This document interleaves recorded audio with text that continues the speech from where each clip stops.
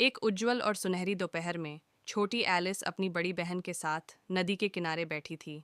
वो अपनी बहन की किताब से ऊब चुकी थी, क्योंकि उसमें न तो कोई चित्र थे और न ही कोई संवाद।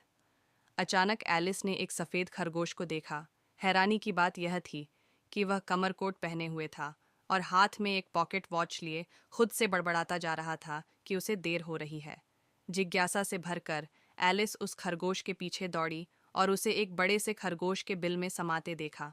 बिना सोचे समझे एलिस भी उसके पीछे उस बिल में घुस गई और एक लंबे अजीब सुरंग में गिरने लगी। गिरते समय वह अलमारियों, किताबों की रैक और टंगी हुई अजीब तस्वीरों के पास से गुजरती रही। आखिरकार वह नरम सतह पर आकर उतरी और खुद को एक विचित्र गलियारे में पाया, जहां चारों ओर दरवाजे ही दरवाजे थे। अब खरगोश तो गायब हो चुका था, लेकिन एलिस की खोज उसे एक छोटे कांच के मेज तक ले आई, जिस पर एक सुनहरी छोटी सी चाबी रखी थी। उसे पता चला कि यह चाबी एक छोटे दरवाजे को खोलती है, जो एक बेहद सुंदर बगीचे की ओर जाता है। लेकिन वह दरवाज़ा उसके लिए बहुत छोटा था। मेज़ पर उसे एक बोतल दिखाई दी, जिस पर लिखा था, ड्रिंक मी, मुझे पियो। पहले तो वह हिचकिचाई, लेकिन खुशबू बहुत लुभावनी थी और उस पर उसका नाम लिखा था, इसलिए उसने उसे पी लिया। जैसे ही उसने पिया, वह सिकुड़कर इतनी छोटी हो गई कि अब वह दरवाजे से निकल सकती थी। पर तभी उसे याद आया कि वह चाबी तो मेज़ पर ही रह गई है, जो अब उसके लिए बहुत ऊंचा था। तभी उसकी नज़र मेज़ के नीचे एक डिब्बे पर पड़ी, जिसमें ईट मी, मुझे खाओ, लिखा हुआ एक केक था। उसने एक टुकड़ा खाया और वह इतनी बड़ी हो गई कि पूरा कमरा भर गया। एलिस ने कभी बोतल से पीकर और कभी केक खाकर खुद को छोटा बड़ा किया और आखिरकार किसी तरह उस जादुई बगीचे में पहुंच गई। वहां उसने अजीबोगरीब और सन की किरदारों से मुलाकात की।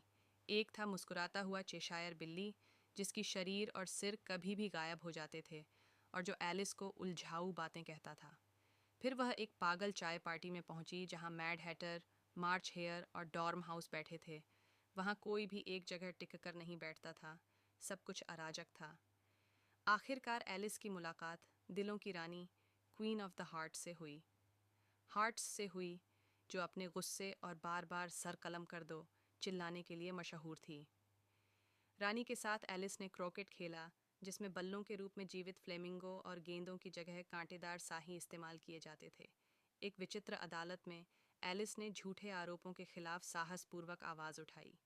धीरे धीरे उस पागलपन भरी दुनिया की सारी बेतुकापन उस पर हावी होने लगी और उसे महसूस हुआ कि वह फिर से वास्तविकता की ओर लौट रही है। अचानक वह फिर से उस घास से भरे किनारे पर जाग उठी। अब एलिस को एहसास हुआ कि वंडरलैंड की पूरी यात्रा बस एक अजीब सपना थी।